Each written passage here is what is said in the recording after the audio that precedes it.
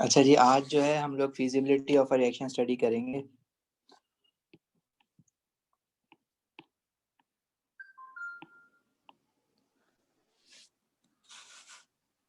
सो फार electrochemistry में हम लोगों ने जो टॉपिक्स कवर कर लिए हैं उसमें कि इलेक्ट्रोड हाफ सेल कैसे बनाना है और फुल कंप्लीट सेल कैसे बनाना है, इनकी इक्वेशन कैसे बनानी है, इलेक्ट्रोड पोटेंशियल कैसे निकालना है। अभी हमारे पास जो इसमें टॉपिक रह जाता है वो फिजिबिलिटी रह गया है। आज फिजिबिलिटी देखेंगे, फिर हम लोग वाला टॉपिक देखेंगे जब नॉइस्ट इक्वेशन, जिसमें अगर हम स्टैंडर्ड कंडीशन से डेविएट करते हैं तो स्टैंडर्ड इलेक्ट्रोड पोटेंशियल फिर स्टैंडर्ड नहीं रहते और electrode potential standard electrode potential की वैल्यू पे क्या फ़र्क पड़ता है वो देखना है। और बाकी रह गया इसमें, फिर हमने क्वांटिटेटिव इलेक्ट्रोलिसिस क्या इसमें एक पार्ट है वो देखना है।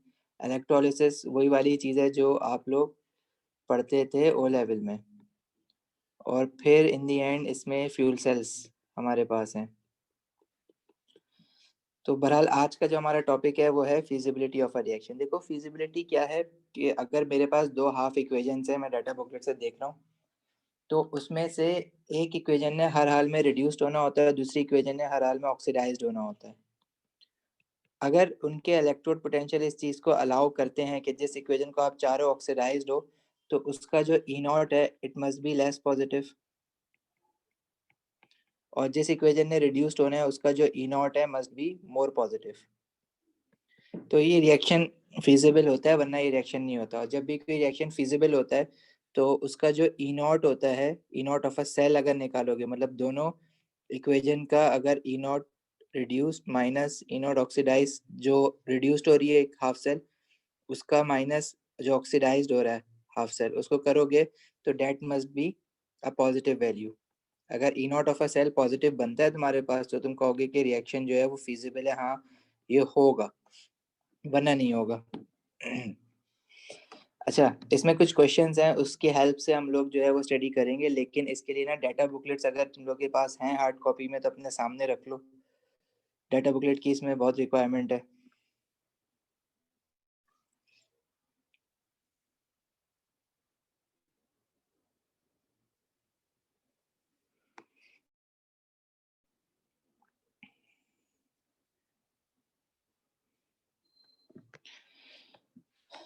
अच्छा, क्वेश्चन 1 जो है वो हमें क्या कह रहा है, विल क्लोरीन, क्लोरीन जो होता है हमें पता है Cl2 की फॉर्म एग्जिस्ट करता है। Will chlorine oxidises Fe2 positive ions to Fe3 positive ions. अब देखो इक्वेशन जो है वो आप डाटा बुकलेट से जो देखोगे रिडक्शन की फॉर्म में सिंपल लिख देना। वो बेशक वो कह रहा है कि क्लोरीन जो है वो Fe2 पॉजिटिव आयंस और को ऑक्सीडाइज करे Fe3 पॉजिटिव आयन, मतलब इक्वेशन में Fe2 पॉजिटिव आयन भी होगा और Fe3 पॉजिटिव आयन होगा। लेकिन जब डाटा बुकलेट में वो वाली इक्वेशन सर्च करोगे जिसमें Fe2 पॉजिटिव आयन और Fe3 पॉजिटिव आयन दोनों हो, तो वो रिडक्शन की फॉर्म में आपको मिलेगी। तो आपने वैसी ना डाटा बुकलेट से वो इक्वेशन उठा लेनी है। तो अब अगर डाटा बुकलेट पे आप जाओगे तो Fe2 पॉजिटिव आयन और Fe3 पॉजिटिव आयन की इक्वेशन, वो इक्वेशन जिसमें Fe3 पॉजिटिव आयन भी और Fe2 पॉजिटिव आयन भी हो, तो वो इक्वेशन ये रही आपके सामने, और इसका ई नॉट कितना है प्लस 0.77 वोल्ट। तो ये इक्वेशन उठा के आप ऐसी रिडक्शन की फॉर्म में लिख देना, आप उसको उल्टी करने की कोई जरूरत नहीं है इक्वेशन को।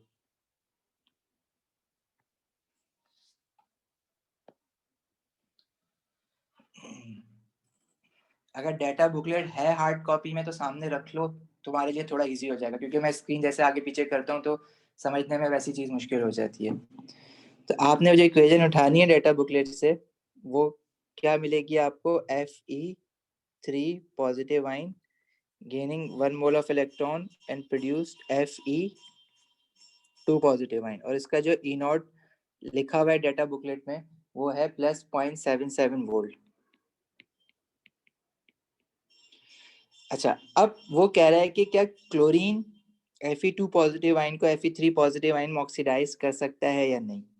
तो हमें डेट अब काम क्या कह रहा है कि Fe2 पॉजिटिव आयन को ऑक्सीडाइज कराना है Fe3 पॉजिटिव आयन में, मतलब ये जो इक्वेशन है ना इसको लेफ्ट हैंड साइड पे लेके जाना है। ऑक्सीडेशन कब होगी, जब ये लेफ्ट हैंड साइड पे जाएगी। रिडक्शन कब होगी, जब ये राइट हैंड साइड पे जाएगी। ऑक्सीडेशन लॉस ऑफ इलेक्ट्रॉन होता है।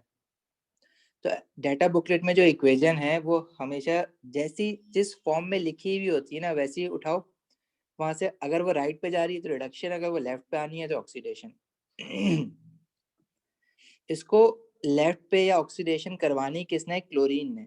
तो अब आपको डाटा बुकलेट से वो इक्वेशन ढूंढनी है जिसमें क्लोरीन हो, Cl2। अब वो सिर्फ क्लोरीन कहेगा, आपको खुद रियलाइज करना पड़ेगा कि क्लोरीन जो होती है वो आपको Cl2 की फॉर्म में मिलती है। तो डाटा बुकलेट से ऐसी इक्वेशन ढूंढो जिसमें Cl2 हो। अब तुम्हें ये नहीं सोचना कि Cl2 लेफ्ट पे लिखा हुआ या राइट पे लिखा हुआ, आपने इक्वेशन वो ढूंढनी है जिसमें क्लोरीन हो, जिसमें Cl2 होना चाहिए। ठीक है।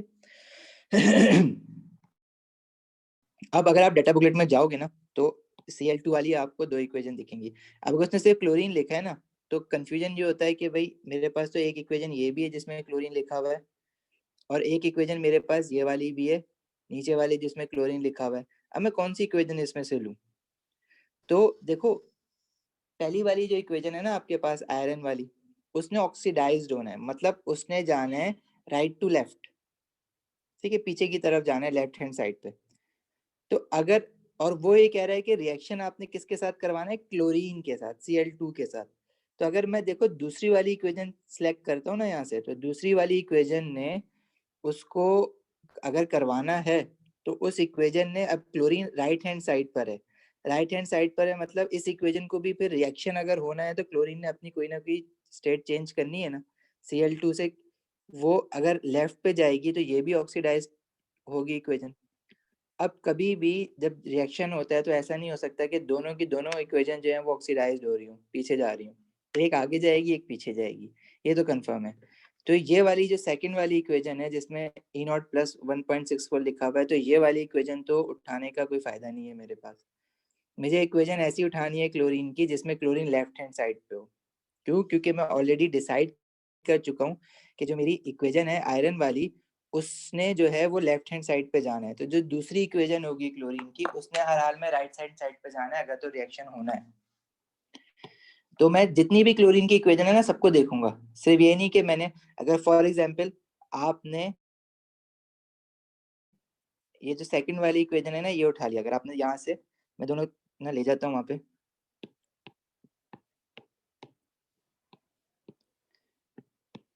आपने अगर ये वाली इक्वेशन उठा सेकंड वाली इक्वेशन उठा ली ना, तो आप बोलोगे यार ये तो पॉसिबल ही नहीं है, क्लोरीन Cl2 जो है उसने भी ऑक्सीडाइज्ड होना है। और यहाँ पे पहली वाली इक्वेशन जो है उसने रिएक्शन कह रहा है कि Fe2 पॉजिटिव आयन को ऑक्सीडाइज करवाना है Fe3 पॉजिटिव आयन में, तो उसने तो लेफ्ट पे जाना है। और जो दूसरी वाली इक्वेशन है उसको अगर रिएक्ट, क्लोरीन को अगर उसके साथ रिएक्ट होना है तो क्लोरीन ने भी लेफ्ट पे जाना है, दोनों तो लेफ्ट पे जा नहीं सकती हैं।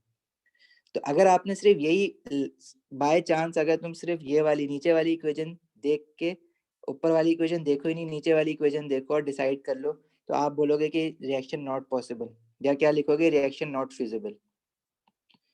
लेकिन वो आपको ये नहीं बता रहा कि कौन सी इक्वेशन लेनी है। आपने सारी की सारी इक्वेशन जिसमें Cl2 है सारी की सारी कंसिडर करनी है। किसी एक से भी अगर रिएक्शन हो रहा है तो रिएक्शन फिजिबल है। तो यहाँ पे अगर आपने दूसरी इक्वेशन उठाई तो आप बोल दोगे कि रिएक्शन नॉट फिजिबल, आपका आंसर गलत हो जाएगा। आपने दूसरी इक्वेशन भी कंसिडर करनी है, तो तुमने डाटा बुकलेट में सारी इक्वेशन ढूंढनी है जिसके अंदर Cl2 हो। सही है, ये बात समझ आती है?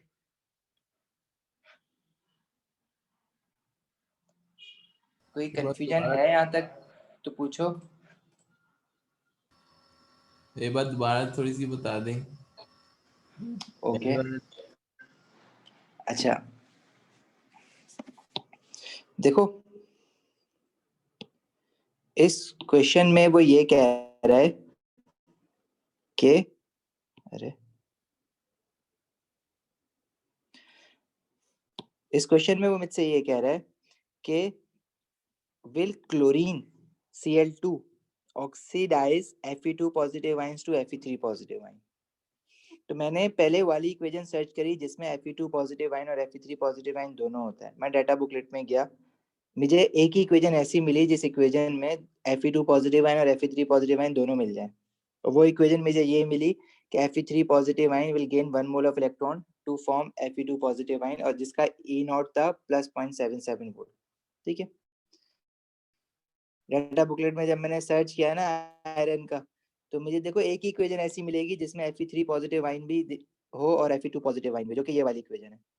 और कोई आयरन की ऐसी इक्वेशन है ही नहीं जिसमें Fe3 पॉजिटिव आयन भी हो और Fe2 पॉजिटिव आयन भी हो। ऊपर जो दो इक्वेशन है, एक में Fe3 पॉजिटिव आयन है लेकिन Fe2 पॉजिटिव आयन नहीं है, एक में Fe2 पॉजिटिव आयन है लेकिन Fe3 पॉजिटिव आयन नहीं है।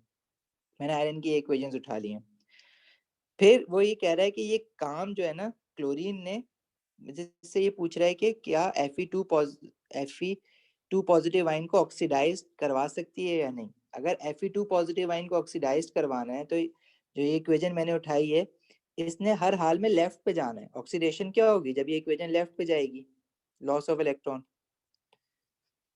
तो ये तो मैंने डिसाइड कर लिया कि मेरी अगर ये रिएक्शन होना है तो Fe2 पॉजिटिव को Fe3 पॉजिटिव में जाना है, इस equation to right to left जाना है, लेफ्ट हैंड साइड पे जाना है, ऑक्सीडाइज होना है। और किसने ऑक्सीडाइज कराना है? क्लोरीन ने करवाना है, Cl2 ने करवाना है। अब मैं Cl2 की इक्वेशन देखने जाऊंगा डाटा बुकलेट में, तो आपने अगर आप पहली इक्वेशन देखोगे ना तो आप आंसर सही रख दोगे, लेकिन अगर आप दूसरी देखोगे ना तो आपका आंसर गलत हो जाएगा। लेकिन आपको कैसे पता कि भाई मुझे पहली देखनी है, मुझे दूसरी देखनी है? आप सारी वो इक्वेशंस निकाल लो क्लोरीन की, देखो जिसमें डाटा बुकलेट में क्लोरीन दिया हो, कोई और सर्च करनी है देख लो, ठीक है। आपने पूरी डाटा बुकलेट में से क्लोरीन जो है वो एक साथ ही लिखा हुआ होता है, सी अल्फाबेटिकल में लिखा हुआ है ना ये, तो आपने बोला कि मुझे ये दो इक्वेशंस मिल गई हैं जिसमें क्लोरीन है, सही, आप लेके आ गए ये दोनों इक्वेशन यहाँ पे। चलो, अब जो मेरी सेकंड वाली इक्वेशन है ना, अगर मैं सेकंड वाली इक्वेशन को देखता हूँ, नीचे वाली क्लोरीन वाली, तो इसमें क्लोरीन राइट हैंड साइड पर है।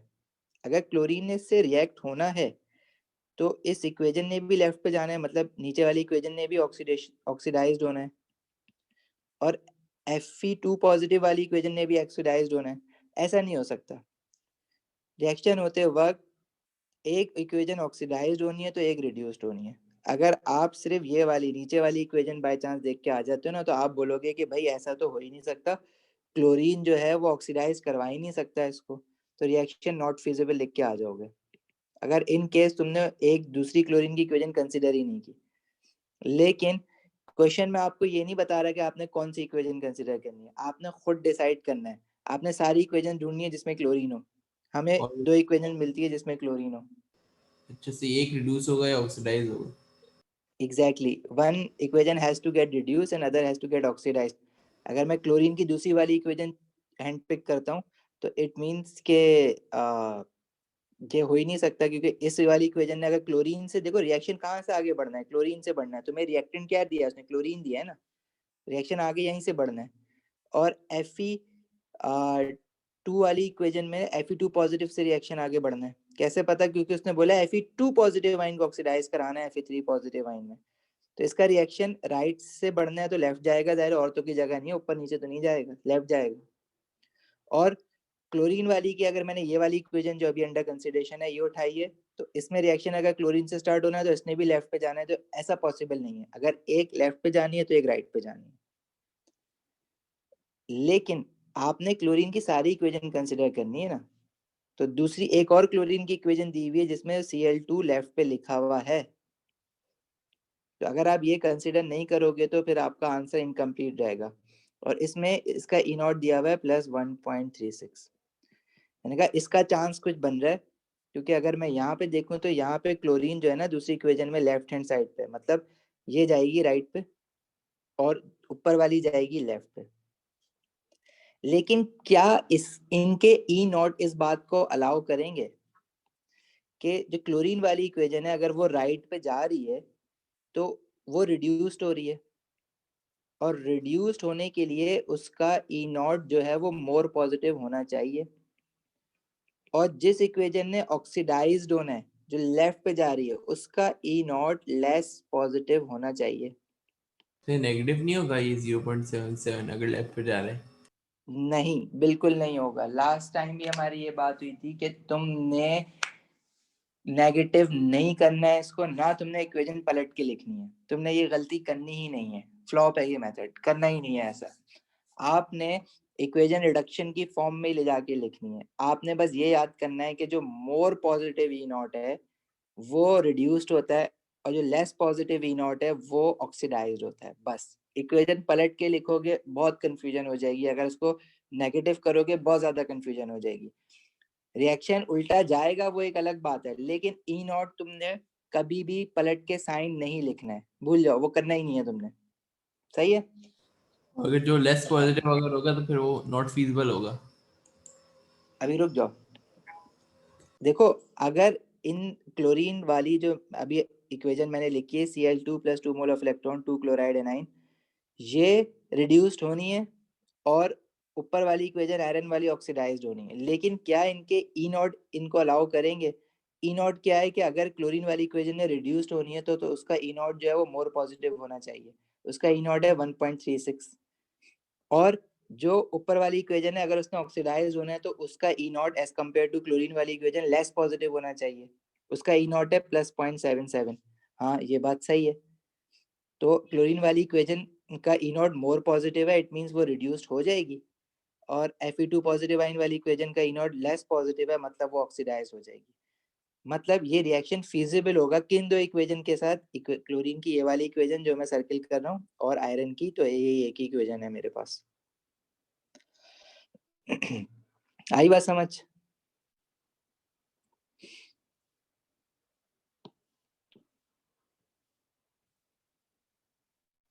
इसको थोड़ा सा साफ सा कर देते हैं, जरा रुको।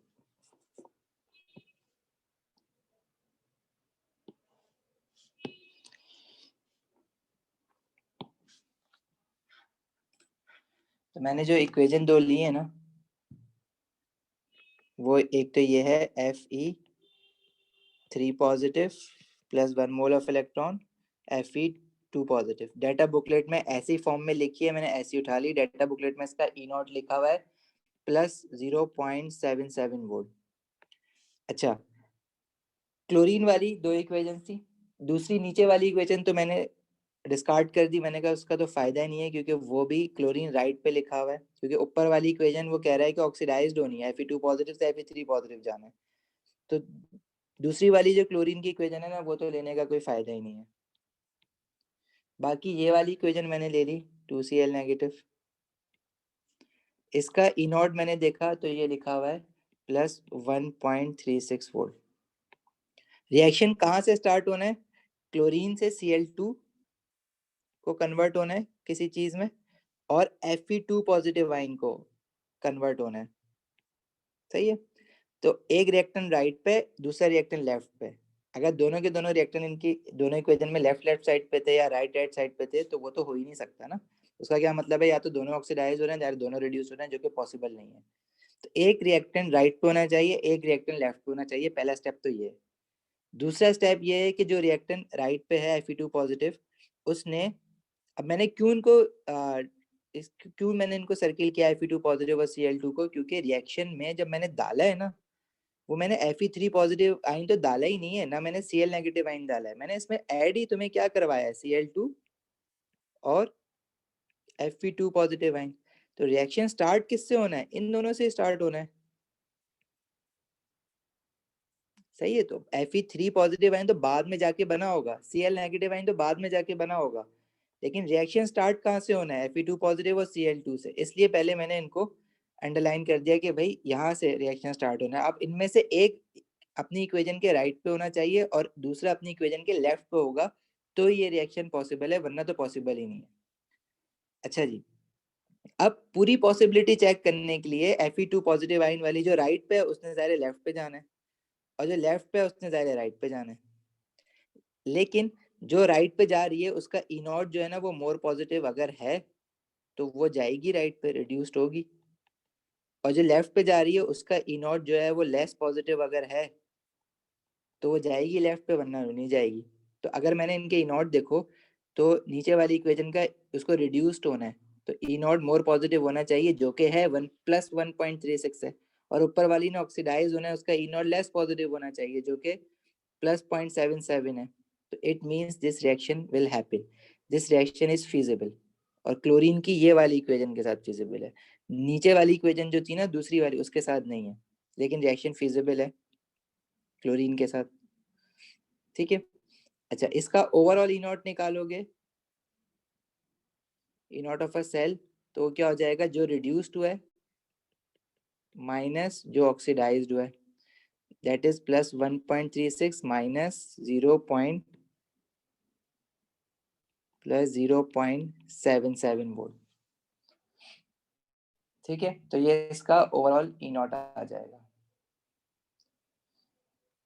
जो कि हमारे पास कितना आएगा, 1.36 माइनस 0.77 दैट इज 0.59 वोल्ट, और प्लस 0.59 वोल्ट आएगा। ये हमेशा ही प्लस आएगा अगर रिएक्शन फिजिबल है। तो अगर ये तुम्हारा किसी वजह से माइनस आ रहा है ना, तो समझ जाना तुमने गलत किया है, पॉसिबल ही नहीं है। तो ई नॉट हमेशा प्लस होगा एंड रिएक्शन इज फिजिबल। अच्छा, कैलकुलेशन से अब feasible है, क्या कह रहे हो? ये कैलकुलेशन से पता चला है ना कि ये feasible है। नहीं नहीं नहीं, कैलकुलेशन से पहले एक बहुत इंपॉर्टेंट स्टेप है जिसमें तुम्हें ये देखना है कि भाई जो एक रिएक्टेंट है वो इक्वेशन के लेफ्ट पे और एक रिएक्टेंट इक्वेशन के राइट पे हो। लेट से तुम क्लोरीन की ये वाली इक्वेशन उठा लेते दोबारा, ठीक है, ये अपना लेट से तुमने क्लोरीन की ना ये वाली इक्वेशन उठा ली, 2HOCl 2H positive 2 mole of electron Cl2 plus 2H2O। इसमें जो ई नॉट है ना वो है प्लस 1.64, सही है। अच्छा, अगर तुम डायरेक्ट इक्वेशन के ई नॉट उठा लोगे ना, यह प्लस कितना था, 1.64 प्लस 1.64, यस। अगर तुम डायरेक्ट इक्वेशन के ई नॉट से देखोगे ना, अगर आपने लेट से याली क्लोरीन की याली इक्वेशन नीचे वाली इक्वेशन कंसीडर कर ली है, आप गए ई नॉट ऑफ अ सेल निकालने, ठीक है, तो आपने डिसाइड किया कि ऑक्सीडाइज जो है वो 0.77 वाली हो रही है, और आपने फॉर एग्जांपल गलती से ये लिख दिया E R minus E not, और ये रिड्यूस्ड होगी फॉर एग्जांपल 1.64, और जो ऑक्सीडाइज्ड हो रही है वो प्लस 0.77। तो ई नॉट ने तो अभी भी पॉजिटिव आना है, ठीक है, 1.64 माइनस 0.77, तो ई नॉट आ जाएगा प्लस 0.87 वोल्ट। सही है, आ तो प्लस रहा है, क्या रिएक्शन फिजिबल है? नहीं, क्योंकि ये रिएक्शन तो पॉसिबल ही नहीं है स्टार्ट करना ना, क्योंकि इसके जो रिएक्टेंट है वो क्लोरीन राइट हैंड साइड पर है, और Fe2 पॉजिटिव आयन भी राइट हैंड साइड पर अगर होगा तो ये रिएक्शन तो होगा ही नहीं ना। एक इक्वेशन ने तो राइट पे जाना होता है, एक लेफ्ट में जाना होता है। अगर इस रिएक्शन ने अगर फॉरवर्ड होना है आगे, तो दोनों इक्वेशन ने लेफ्ट पे जाना है, जो कि पॉसिबल ही नहीं है। तो अगर आप ई नॉट ऑफ अ सेल पे रिलाई करोगे ना फिजिबिलिटी देखने के लिए, तो गलत आएगा। आ सकता है सही भी आ सकता है कुछ क्वेश्चंस में, लेकिन इस क्वेश्चन में गलत आएगा। तो आपने ये रूल बनाना ही नहीं है अपना। आपका पहला स्टेप क्या है कि आपने ये देखना है कि both the reactants from which the reaction has started, one must be on the right hand side of the picked equation and one must be left hand side of the picked equation। समझ आई? पहला rule तुम्हारा ये है। दूसरा rule तुम्हारा, जब equation तुम select कर लो उसके बाद ई नॉट्स इनके देखो और उनको ई नॉट ऑफ अ सेल निकाल के देख लो, लेकिन राइट और लेफ्ट वाला पहले डिसाइड करना है, वरना फिर गलत हो जाएगा। अब बताओ क्या कंफ्यूजन है? सबसे पहले वो ये देखेंगे लेफ्ट और राइट पे दोनों जा रहे हैं, और फिर हम लोग ये कैलकुलेशन करेंगे, और फिर से देखेंगे पहले कि आप ये देखोगे कि एक रिएक्टेंट इक्वेशन के लेफ्ट पे एक राइट पे। अभी देखो आगे क्वेश्चन करते हैं, इसके 7-8 क्वेश्चन है मेरे पास अभी करवाने के, आ जाएगा समझ। मुझे लगता है शायद आ गया समझ। सुनो, वेट करो,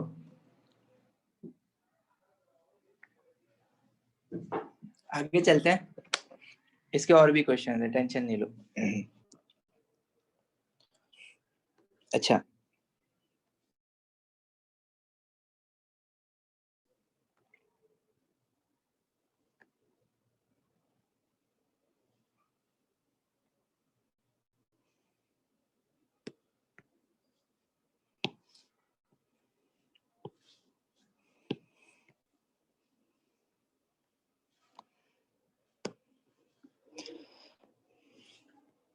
ये क्वेश्चन है, will iodine oxidize Fe2 positive ion to Fe3 positive ion।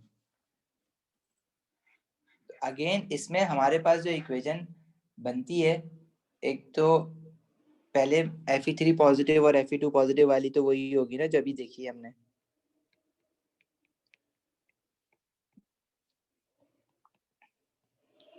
ये इक्वेशन अब वो कह रहा है कि Fe2 पॉजिटिव आयन को ऑक्सीडाइज हो रहा है, तो उल्टी मत करके लिखना कि भाई तुम बोलो कि भाई Fe2 पॉजिटिव से रिएक्शन स्टार्ट हो रहा है, इक्वेशन उल्टी करके लिखते हैं। इक्वेशन उल्टी करके लिखने के चक्कर में E0 माइनस कर देते हो, गड़बड़ हो जाती है, नहीं करना है ऐसा।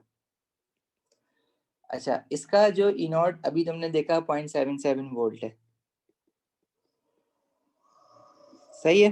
अच्छा, अब दूसरा रिएक्शन स्टार्ट होना है, मतलब दूसरी इक्वेशन जो है वो आयोडीन से स्टार्ट होना है ना, मतलब तुम्हें डाटा बुकलेट में ऐसी इक्वेशन ढूंढनी है जिसमें आयोडीन हो, I2O। अब अगर आप डाटा बुकलेट दो इक्वेशन में मिल रहा था, लेकिन आयोडीन की ऐसी कोई इक्वेशन है नहीं जिसमें I2 भी मिले, तो ये एक ही इक्वेशन होती है हमारे पास। तो यहाँ पे रिलेटिवली काम आसान है, तुम ये वाली इक्वेशन निकाल के आ जाओगे। लेकिन क्वेश्चन ऐसे आते हैं जैसे क्लोरीन जैसे अभी करेंगे, तो ये I2 plus 2 mole of electron 2I negative, जैसे जिस फॉर्म में डाटा बुकलेट में इक्वेशन लिखी है वैसी उठा के कॉपी पेस्ट कर लेना अपने पास, इसको उल्टा करने की कोई जरूरत नहीं है। तो I2 की इक्वेशन जो है I2 plus 2 mole of electron will give you 2I negative, और इसका जो E0 हमें गिवन है डेट इज प्लस 0.54 वोल्ट। अच्छा, क्योंकि अब आयोडीन की इक्वेशन ही एक थी, इसलिए वो गड़बड़ जो है ना क्लोरीन वाली वो तो होगी नहीं उसमें। तो मैंने ये देखना है रिएक्टेंट मेरे पास क्या है, मेरे पास I2 से स्टार्ट हो रहा है रिएक्शन और Fe2 पॉजिटिव आयन से स्टार्ट हो रहा है। तो Fe2 पॉजिटिव आयन ये रहा पहली वाली इक्वेशन के राइट हैंड साइड पे, और I2 जो है दूसरी वाली इक्वेशन के लेफ्ट हैंड साइड पे। हाँ, पॉसिबिलिटी है कि ये रिएक्शन हो सकता है। जो ऊपर वाली इक्वेशन है उसको ऑक्सीडाइज होना है, उसने लेफ्ट पे जाना है, क्योंकि Fe2 से स्टार्ट कर रहे हो और रिएक्शन ने अगर आगे बढ़ना है तो Fe2 ने चेंज होना है ना। Fe2 चेंज होके जाहिर है कहाँ जाएगा, आगे, और आगे तो जा नहीं सकता, नहीं लेफ्ट पे जाएगा Fe3 पॉजिटिव पे। और I2 ने चेंज होके कहाँ जाना है, यहाँ जाना है। तो मतलब नीचे वाली आयोडीन वाली इक्वेशन ने रिड्यूस्ड होना है और ऊपर वाली इक्वेशन ने ऑक्सीडाइज्ड होना है। क्या इनके E0 इस बात को अलाउ कर रहे हैं? क्या आयोडीन वाली इक्वेशन का E0 मोर पॉजिटिव है? अगर वो रिड्यूस्ड हो रहा है तो it's E0 must be more positive. और ऊपर वाली इक्वेशन अगर ऑक्सीडाइज्ड हो रही है तो उसका E0 इसके सामने लेस पॉजिटिव होना चाहिए। अब देख लो, क्या नीचे वाली इक्वेशन मोर रिड्यूस्ड हो रही है तो क्या वो मोर पॉजिटिव है? प्लस 0.54 क्या मोर पॉजिटिव है देन 0.77 वोल्ट? नहीं है। तो क्या ये रिएक्शन होगा? नहीं होगा। तो this reaction is not feasible, हो ही नहीं सकता रिएक्शन। तो आगे ओवरऑल इक्वेशन बनाने की जरूरत ही नहीं है तुम्हें। आई बात समझ?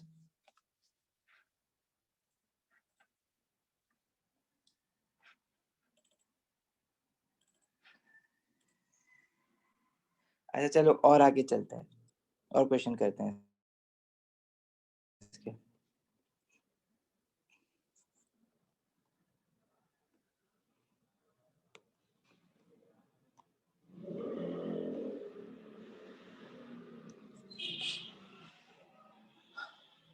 अच्छा जी, इस इक्वेशन में क्या रहा है, विल हाइड्रोजन पर ऑक्साइड H2O2, एक रिएक्टेंट ये है हाइड्रोजन पर oxide, reduce acidified magnet 7 ions.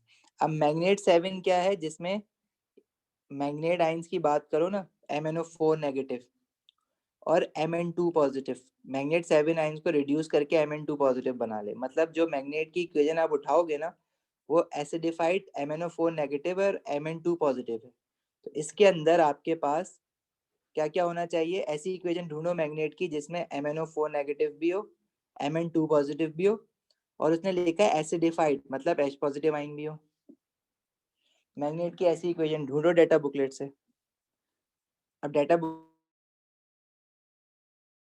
Booklet में जाओगे तो मैग्नेट की इक्वेशंस आपको यहाँ से स्टार्ट होती हैं। Mn, आपने वो इक्वेशन ढूंढनी है जिसमें MnO4 नेगेटिव और Mn2 पॉजिटिव हो। तो तुम्हें कोई इक्वेशन जो दिखेगी ऐसी, वो ये वाली है। इसके अलावा क्या कोई और इक्वेशन है ऐसी?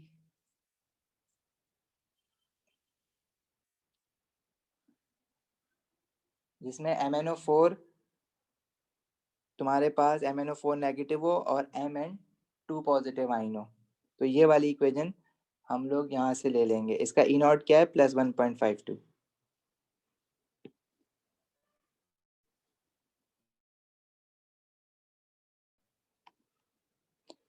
फिलहाल मैंने ये इक्वेशन पिक कर ली है, और ये मुझे इक्वेशन ना जो मैंने पिक किया ना वो मैं यहाँ लिख देता हूँ। It is MnO4 negative plus 8H positive ion,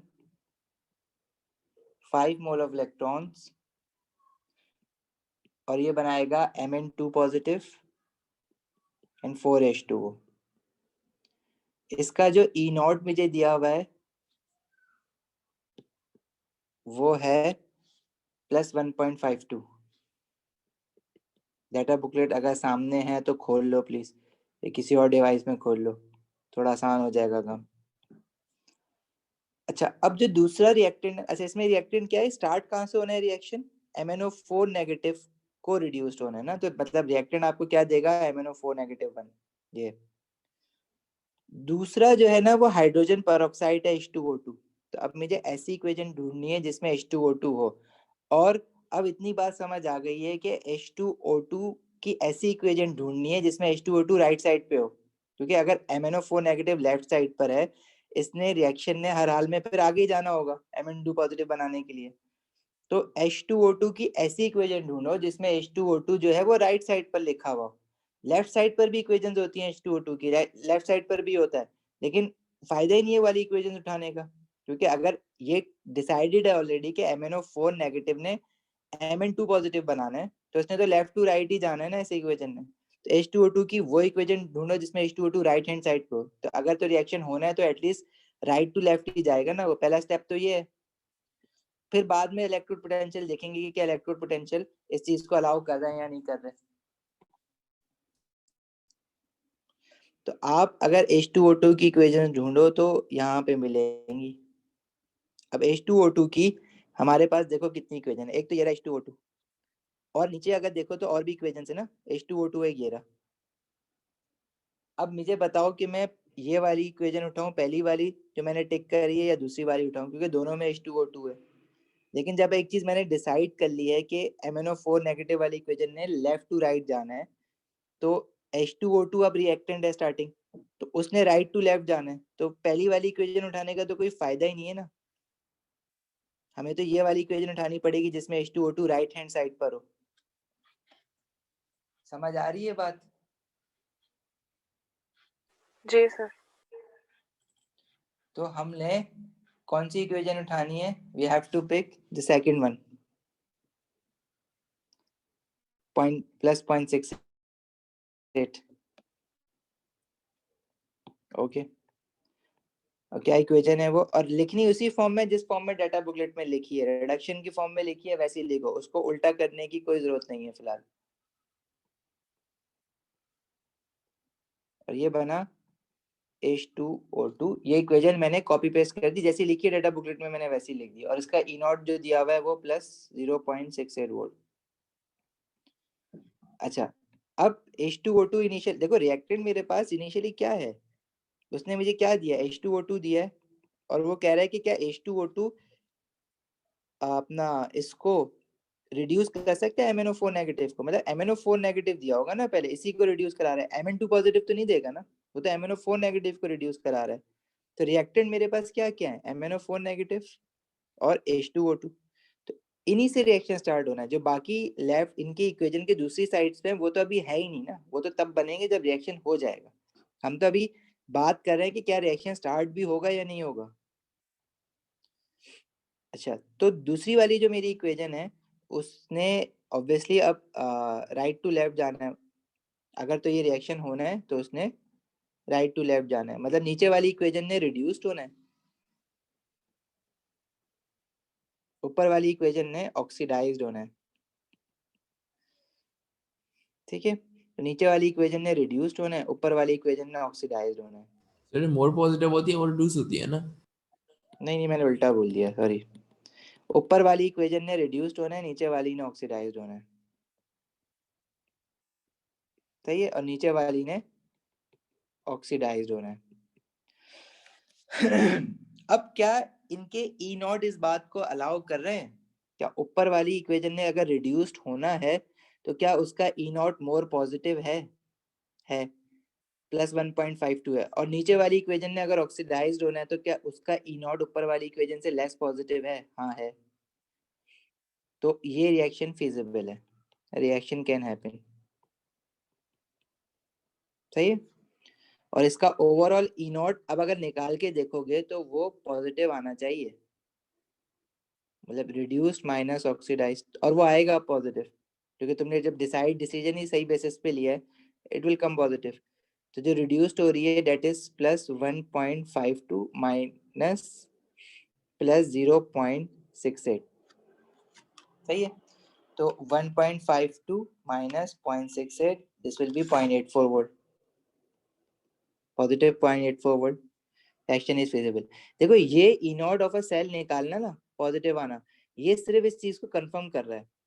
लेकिन अभी जैसे हमने क्लोरीन वाली एग्जांपल की ना, कि अगर मैं डायरेक्टली ई नॉट निकाल के बैठ जाऊं तो वो तो पॉजिटिव आ रहा था, लेकिन वो रिएक्शन पॉसिबल ही नहीं था क्योंकि मेरे पास इनिशियल रिएक्टेंट्स जो हैं दोनों के दोनों अपनी अपनी इक्वेशन के लेफ्ट हैंड साइड पर अगर होंगे तो ऐसा तो पॉसिबल नहीं है कि दोनों के दोनों जो है रिड्यूस हो जाए या दोनों के दोनों ऑक्सीडाइज्ड हो जाए।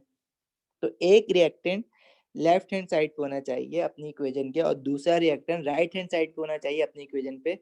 उसके बाद फिर आप देखोगे कि ई नॉट क्या इनके रिडक्शन ऑक्सीडेशन अलाउ करेगा या नहीं करेगा। अक्सर ऐसा भी होता है कि आपने दो इक्वेशन उठाई, एक रिएक्टेंट जो लेफ्ट पे एक रिएक्टेंट राइट पे, सही है, लेकिन ई नॉट जो है जैसे अभी इससे पहले वाला क्वेश्चन किया, लेकिन ई नॉट इस बात को अलाउ नहीं करते कि रिएक्शन हो, तो वो भी नॉट फिजिबल होगा। अब बताओ क्या किसको कंफ्यूजन रह गई है? एहसन, अम्मार, आशिर, कुमैल, मुनीब, वरीद, ज़ारा, ज़िशान, एलिया इज मिसिंग, और नहीं सर, कोई कंफ्यूजन क्लियर है सर। मिकाइल नहीं है क्लास में। मुनीब,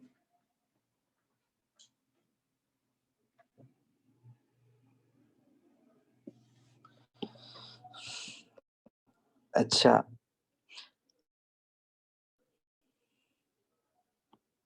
और करते हैं, चलो क्वेश्चन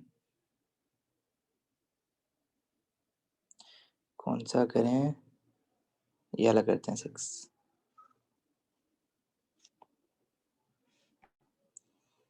अच्छा क्वेश्चन 6 कह रहा है will bromine oxidise silver to silver ions. अच्छा जी, ब्रोमीन किस फॉर्म में होता है? Br2 की फॉर्म में होता है। सिल्वर टू सिल्वर आइंस मतलब सिल्वर इज Ag होता है, सिल्वर आइन इज Ag+1 होता है।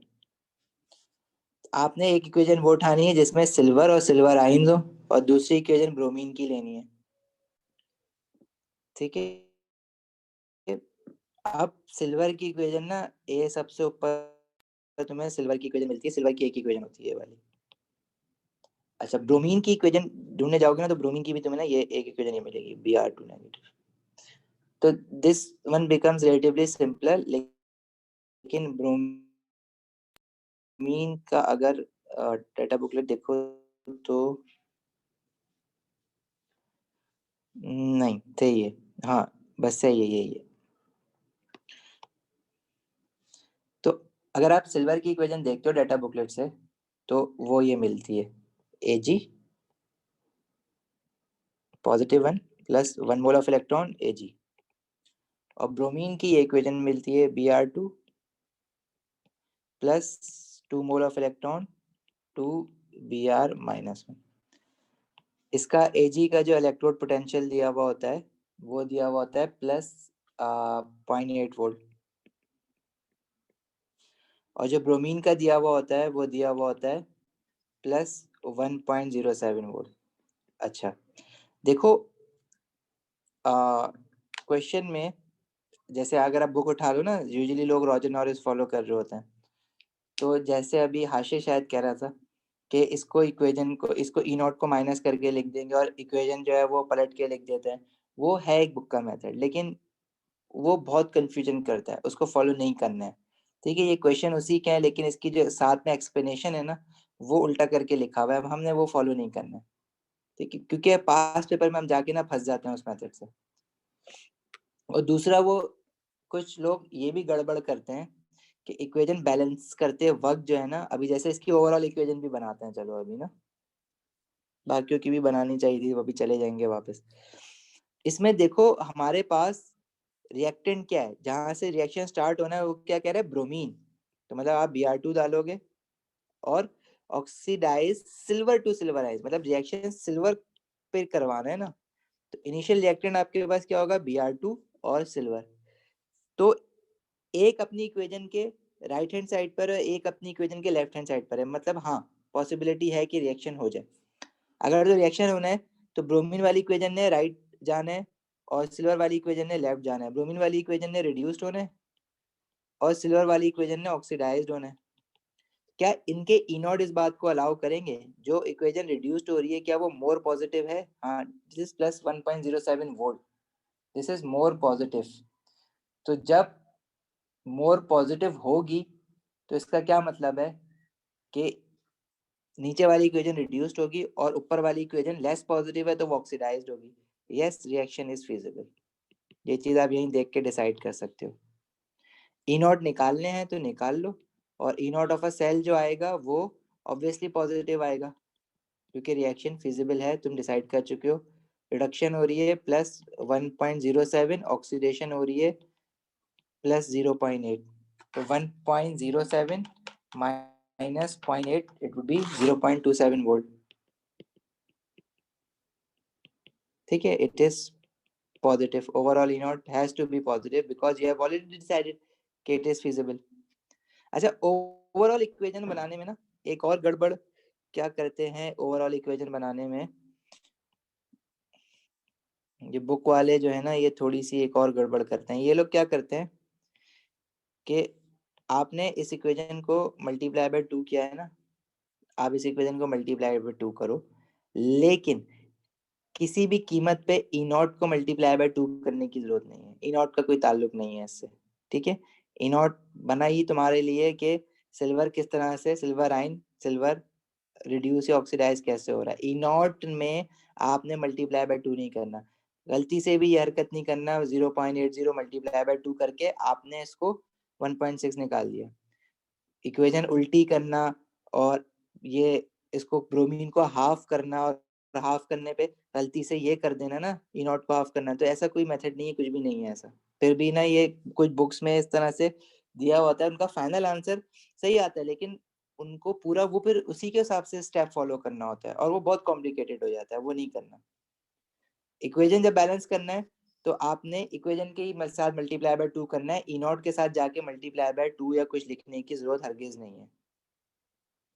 तो ई नॉट पे फर्क नहीं पड़ता ना कि जितना ही मल्टीप्लाई बताओ। बिल्कुल कोई फर्क नहीं पड़ता, किसी भी नंबर से मल्टीप्लाई कर दो, ई नॉट पे कोई फर्क नहीं पड़ेगा।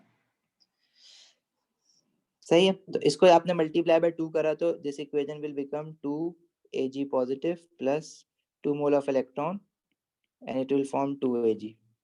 सही है, E naught will stay same, E naught of this cell जो आपने निकाला है ना वही आना है। अब आप बैलेंसिंग जो भी करके इक्वेशन, ओवरऑल इक्वेशन जो भी बना लो, ई नॉट ने चेंज होना ही नहीं है, वो वैसे ही आना है, तो उसको मत छेड़ना। Br2 दूसरी इक्वेशन ये थी, और रिडक्शन की फॉर्म में आपने अभी तक जो है ना रिडक्शन की फॉर्म में ही लिखनी है इक्वेशन।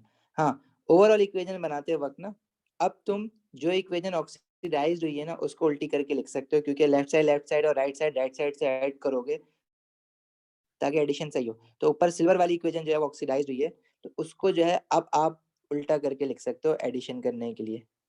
उससे पहले कहीं भी पूरी इलेक्ट्रोलिसिस में, सॉरी इलेक्ट्रोकेमिस्ट्री में, आपको जरूरत नहीं पड़ेगी कि इक्वेशन पलट के लिखो या ई नॉट प्लस से माइनस करो या उसको ई नॉट को कहीं से किसी भी नंबर से मल्टीप्लाई करो। अब ये दो इक्वेशन है आपके पास, आपने लेफ्ट साइड सेट किया, राइट साइड सेट किया, इलेक्ट्रॉन कैंसिल हो जाएगा। ये काम इलेक्ट्रोलिसिस में भी करके आए हुए ओ लेवल का, ठीक है। और राइट साइड सेट किया तो ये हो गया 2Br negative plus 2Ag plus 1, ठीक है। ये इसकी ओवरऑल इक्वेशन आ जाएगी। अब बताओ किसको समझ नहीं आया अभी भी?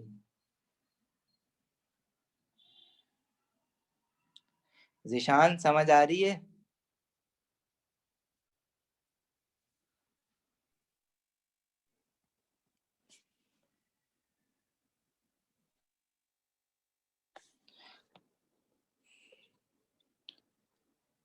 अच्छा जी, अभी चलो एक पास पेपर का क्वेश्चन करते हैं ना इसका, ये वाला करते हैं।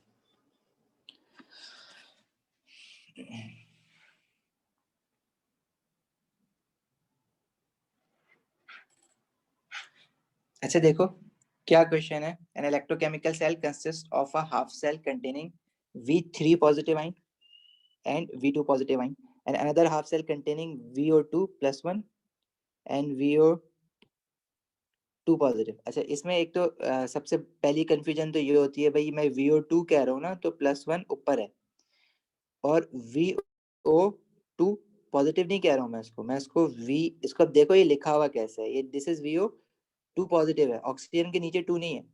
तो अब जो लिखा हुआ है ना उस पर ज्यादा फोकस करना है as compare to my words, क्योंकि मैं बोलूंगा ना VO2 पॉजिटिव तो तुम समझोगे VO2 पॉजिटिव ये लिख रहे हैं, सही है। तो VO2 पॉजिटिव है मतलब 2 के साथ पॉजिटिव है और ये VO2 पॉजिटिव है। अब बोलने में तुम्हें अगर तुम सिर्फ पॉजिटिव 1 नहीं बोलोगे ना तो बोलने में तुम्हें सुनाई क्या देगा, VO2 पॉजिटिव दोनों को VO2 पॉजिटिव कह रहे हैं। लेकिन ये जो पहला वाला है ना इसको मुझे बोलना चाहिए VO2 प्लस 1 और दूसरे वाले को बोलना चाहिए VO2 प्लस। लेकिन फिर भी तुम लोग मेरे बोलने पे रिस्पॉन्ड नहीं करना, इसको जरा देखते रहना जो मैं लिख रहा हूँ, ठीक है। ऑनलाइन है ना इसलिए ये कंफ्यूजन हुई है पहली बार ऑनलाइन पढ़ाने में यार टॉपिक, तो आई नो। अच्छा जी, कह रहा है use the data booklet to calculate a value for the E naught of a cell. अब आपने इनकी इक्वेशंस तो आपको पता नहीं है, इनकी इक्वेशंस निकालोगे। पहली हाफ सेल की इक्वेशन कह रहा है V3 पॉजिटिव और V2 पॉजिटिव वाली, मतलब उसमें ये दोनों चीजें होनी चाहिए, वेनेडियम 3 प्लस और वेनेडियम 2 प्लस। चलो सही है, डाटा बुकलेट चलते हैं, डाटा बुकलेट से ये निकालते हैं। टेढ़ी हो रही है, अरे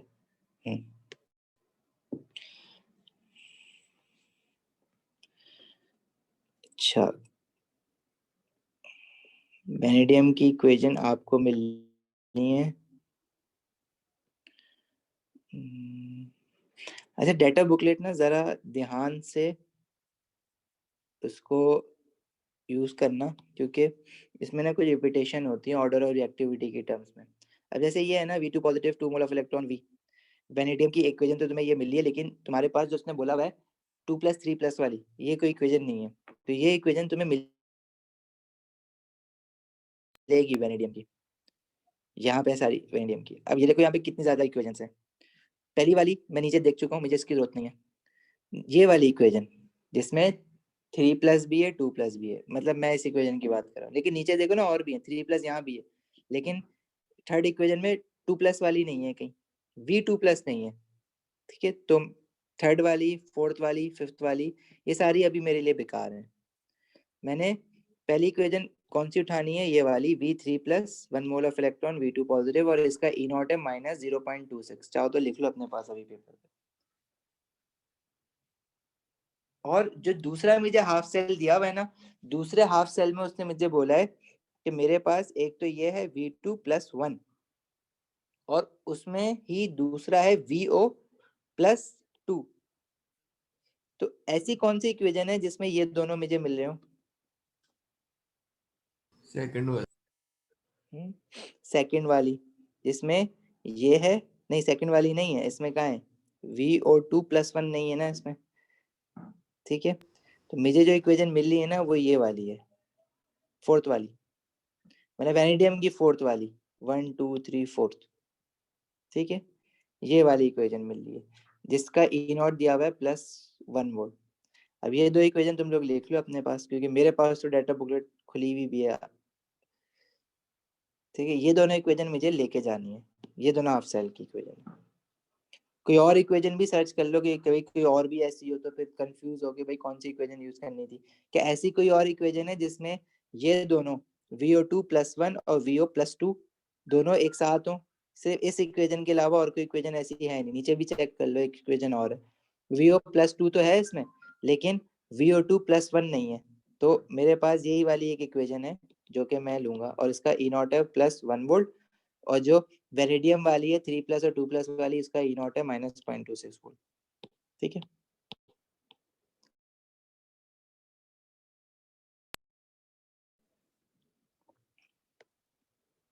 अब ये 1 मार्क के लिए क्वेश्चन है, तुम्हें सिर्फ ई नॉट निकालना था। तो पहली वाली इक्वेशन का जो ई नॉट मेरे पास मुझे दिया हुआ है वो -0.26 वोल्ट था। अगर मैं लिखूं ना अपने आगे, वैसे करवा तो देगा वो तुम्हें, V, जैसे ये है V3 पॉजिटिव, ये इक्वेशन लिखी हुई थी, 1 mole of electron forming V2 positive, और इसका जो ई नॉट दिया हुआ था वो लिखा हुआ था -0.26 वोल्ट, और दूसरी इक्वेशन जो लिखी हुई है वो ये लिखी हुई है, VO2 +1, I think it was 2 H positive आई, ठीक है, और वो गेन कर रहा था 1 mole of electron to form VO2 plus H2O, और उसका ई नॉट दिया हुआ था 1 वोल्ट। सही है, अब तुम्हें यहाँ पे फिजिबिलिटी देखने की जरूरत नहीं है, क्योंकि उसने बोला नहीं है, उसने बोला है कि बस ई नॉट निकालो, मतलब रिएक्शन फिजिबल है। लेकिन फिर भी तुम देखना चाहो तो अब तुम्हें इसने ये नहीं बताया ना कि V3+ से V2+ गए या V2+ से V3+ गए, इसलिए यहाँ पे फिजिबिलिटी देखने की जरूरत नहीं है। लेकिन जब वो कह रहा है कि भाई ई नॉट निकालो, तो आप ई नॉट निकाल दो, और आप ई नॉट देख के भी ये बता सकते हो कि कौन सी इक्वेशन ने राइट पे जाना है, कौन सी ने लेफ्ट पे जाना है। जो मोर पॉजिटिव है उसने राइट पे जाना है, रिड्यूस्ड होना है, मतलब जो नीचे वाली इक्वेशन है उसने रिड्यूस्ड होना है, और जो ऊपर वाली इक्वेशन है it has to get oxidised. अब देखो, इसने इस क्वेश्चन में ये नहीं बोला कि रिएक्शन इनिशियल रिएक्टेंट कौन सा है हमारे पास, वो उसने बताया ही नहीं है, लेकिन इक्वेशन देख के मैं समझ गया हूँ कि इनिशियल रिएक्टेंट जो होंगे वो V2+ होगा इसका, और इसका VO2 यहाँ पे +1 होगा, तभी तो वो लेफ्ट राइट रिड्यूस्ड हुआ है और वो ऊपर वाली ऑक्सीडाइज हुई है। बहरहाल इसमें इसने बोला ई नॉट ऑफ अ सेल निकालो, ई नॉट ऑफ अ सेल मैं कैसे निकालूंगा, वो इक्वेशन जो रिड्यूस्ड हुई है माइनस वो जो ऑक्सीडाइज हुई है, मतलब मोर पॉजिटिव जो है माइनस लेस पॉजिटिव, तो ये हमारे पास हो जाएगा 1 माइनस 0.26, तो ये आ जाएगा +1.26 वोल्ट। समझ आई बात? 1 मार्क के लिए सारी, क्या 1 मार्क के लिए वर्किंग इतनी सारी है? 1 मार्क के लिए इतनी सारी वर्किंग नहीं है, आपने ये वर्किंग करनी नहीं है, मैं तो आपको तो समझा रहा हूँ। 1 मिनट रुकना जरा, देखो आपने ये वर्किंग करनी नहीं है, ठीक है, आपने तो सिर्फ डाटा बुकलेट से इक्वेशन देखी, ई नॉट देखे, कैलकुलेटर में आंसर डाला और आगे आगे आंसर लिख दिया। तो ये तो मैं सिर्फ समझाने की कोशिश कर रहा हूँ ना, इसलिए मैं बता रहा हूँ तुम्हें, जब तुम्हें समझ आ जाएगा, ये बैक ऑफ द माइंड तुम्हें पता है कि ये सारी चीजें हुई हुई हैं, आपने कैलकुलेटर से निकाला, आंसर लिखना है यहाँ पे। समझ आई बात? लेकिन नीचे कह रहा है write the ionic equation for the cell reaction, तो अब तुम पे डिपेंड करता है कि तुमने ये इक्वेशन लिख के पूरी वर्किंग करनी है इक्वेशन बनाने के लिए, या तुम डाटा बुकलेट से देख के डायरेक्ट ओवरऑल इक्वेशन बना लोगे। और जब तुम क्या कहते हैं डाटा इसकी प्रैक्टिस कर लोगे ना, तो तुम इतने प्रैक्टिस में आ जाओगे कि डाटा बुकलेट से डायरेक्ट उठाओगे इक्वेशन, देखोगे डायरेक्ट अपनी माइंड में उसको ना मल्टीप्लाई करके मोल वोल से बना लोगे, लेकिन प्रैक्टिस करनी पड़ेगी उसके लिए। चाहिए। मुझे जरा 1 मिनट देना।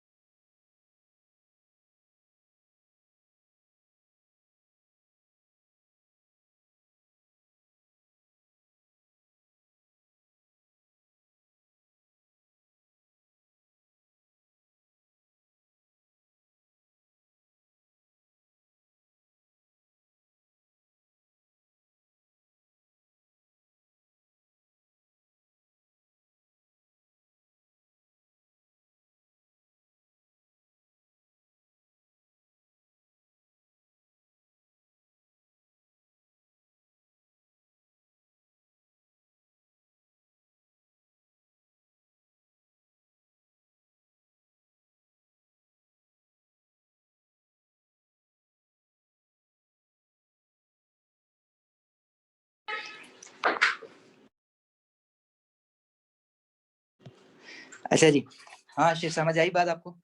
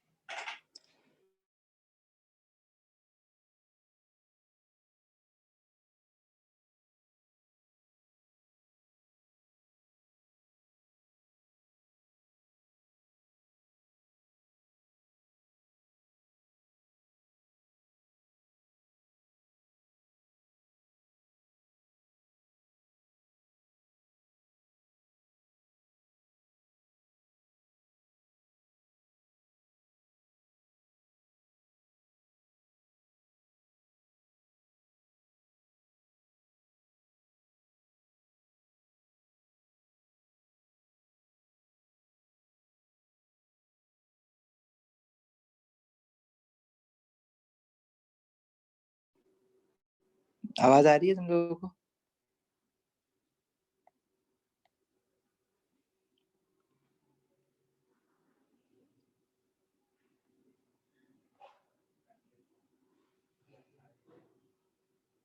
जी सर, आ रही। ये बात समझ आई कि आपने इक्वेशन इस पहले वाले पार्ट में तो नहीं बनानी थी बहरहाल, लेकिन जो दूसरा वाला पार्ट है ना, उसमें वो कह रहा है write the ionic equation for the cell reaction, पूरी बनानी है। तो अब देखो, अब आपकी वो प्रैक्टिस पे डिपेंड करेगा, वो भी एक ही मार्क का है, यानी कि वो 2 मार्क्स का दे दिया होगा। तो जब आप इक्वेशन देख लोगे, ये काम तो आप ओ लेवल इलेक्ट्रोलिसिस में करते थे, तो इक्वेशन पलट के लिखी और वो ऐड कर दी और वो बना ली एनोड और कैथोड की। यहाँ पे अगर वो ये काम दे रहा है तो ये मतलब तुम्हारे लिए बड़ा सिंपल काम है। अब तुम्हें यहाँ पे देखो number of moles of electron भी बैलेंस नहीं करना है। ये डाटा बुकलेट में जब सामने होगी ना डाटा बुकलेट, तो आप इस इक्वेशन को आपको पेपर पे कॉपी करने की जरूरत नहीं पड़ेगी। आप इक्वेशन देख के दोनों इक्वेशन टिक करोगे, ऊपर नीचे देख के आप डिसाइड कर लोगे कि अच्छा ये राइट जाएगी, ये लेफ्ट जाएगी, but it requires a lot of practice. ऐसे नहीं कि बस हो जाएगा, 1-2 क्वेश्चन की कहानी नहीं है ये। अच्छा, तो उसके बाद आपको पता है कि ऊपर वाली इक्वेशन ने राइट टू लेफ्ट जाना है, नीचे वाली ने लेफ्ट टू राइट जाना है, तो यू विल ऐड अकॉर्डिंगली। उसकी आयनिक इक्वेशन अभी तो फिलहाल लिख लिख के आप इसी तरह से प्रैक्टिस करोगे, अभी डायरेक्ट से मत जाना, पहले जितनी प्रैक्टिस कर सकते हो ना लिख के वो करो। ऊपर वाली इक्वेशन ने राइट टू लेफ्ट जाना है, तो वो मैंने उल्टी करके लिख दी, बाकी नीचे वाली इक्वेशन जो है वो मैं ऐसे ही लिखूंगा। और number of moles of electron, सबसे पहला काम ये होता है कि number of moles of electron balance करना है, लेकिन यहाँ पे जरूरत नहीं है क्योंकि दोनों 1-1 है। फिर आपने ऐड करना है लेफ्ट साइड से और राइट साइड से ऐड करोगे तो फिर आपके पास क्या रह जाएगा, V2 पॉजिटिव। ऊपर वाली इक्वेशन में राइट लेफ्ट पे ये था, नीचे वाली इक्वेशन में ये चीज है, V3 positive, VO2 plus and H2O। सही है, कोई कंफ्यूजन यहाँ तक? No no.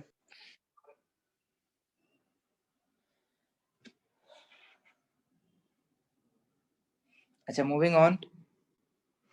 कह रहे draw free label diagram of the apparatus you could use to measure the potential of this cell।